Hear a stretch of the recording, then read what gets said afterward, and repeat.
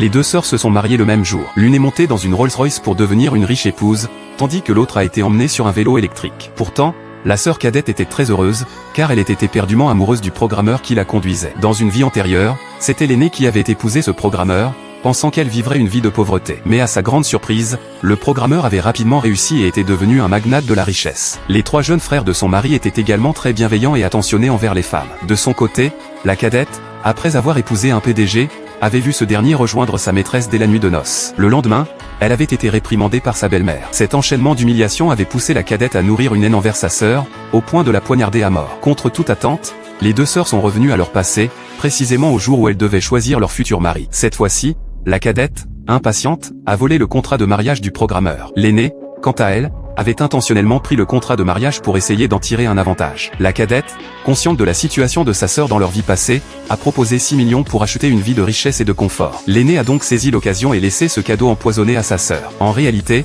la vie passée de l'aînée était encore plus misérable que celle de la cadette. Son mari, qui se montrait comme un gentleman amoureux devant les autres, était en privé un homme pervers. Il avait même autorisé ses jeunes frères à l'envoyer accompagner des clients lors de dîners, et il l'avait lui-même livré à ces derniers. Revenir à la vie lui avait donné l'occasion de changer son destin. Puisque la cadette voulait tant ce mariage, l'aîné lui avait volontiers cédé. Le jour du mariage, les deux sœurs ont réalisé leur souhait en épousant les hommes qu'elles avaient choisis. Cependant, lors de la nuit de noces, alors que la cadette essayait de se rapprocher du programmeur, Cheng Xuyuan l'avait repoussé. La cadette s'était retrouvée en proie au doute. Mais en pensant à l'aîné qui affrontait sûrement la maîtresse du PDG dans leur maison, elle ne pouvait s'empêcher de se réjouir du malheur à venir. Tout comme dans la vie passée, la maîtresse avait appelé le PDG. Pensant que l'aîné accepterait la situation avec grandeur d'âme pour éviter de suivre le chemin tragique de la cadette, cette dernière fut surprise. L'aîné avait décidé de ne pas se laisser faire et de se battre pour son propre bonheur.